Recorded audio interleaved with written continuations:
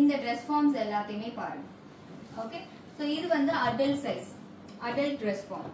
Okay, so adult dress ஃபார்ம்ல எப்படி உங்களுக்கு பஸ்டோட ஷேப் எல்லாம் இருக்கோ அதே மாதிரி இந்த மினியேச்சர் ட்ரெஸ் ஃபார்ம்லயும் பஸ்டோட ஷேப் எல்லாமே இருக்கும்.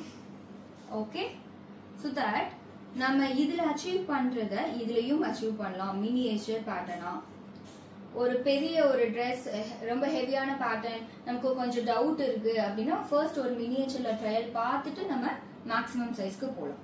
ஓகே, ஸோ மினியேச்சர் வேற, கிட் ட்ரெஸ் ஃபார்ம் வேற. கிட்டோட ட்ரெஸ் ஃபார்ம்ல பாருங்க, ஏதாவது ஷேப் இருக்கா? ஏதாவது ஷேப் இருக்கா? எதுவும் இருக்காது. புரியுதா? செஸ்ட் பிளாட்டா இருக்கும். கிட்டுக்கு செஸ்ட்னு சொல்லுவீங்களா பஸ்ட்னு சொல்லுவீங்களா? செஸ்ட்னு தான் சொல்லணும். கிளியர்? ஓகே, ஸோ செஸ்ட் மட்டும்தான் இருக்கும், பிளாட்டா தான் இருக்கும். ஓகேவா? கிட் வேற மினியேச்சர் வேறன்றத கிளியரா எடுத்துக்கோங்க. ஓகே, ஏதாவது டவுட் இருக்கா இதுல? நோ.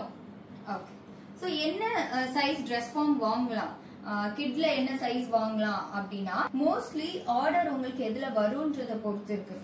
மெயினா ஃபர்ஸ்ட் இயர் பர்த்டே செலிப்ரேஷனுக்கு ஆர்டர்ஸ் நமக்கு நிறைய வரும். அதே மாதிரி தேர்ட் பர்த்டே.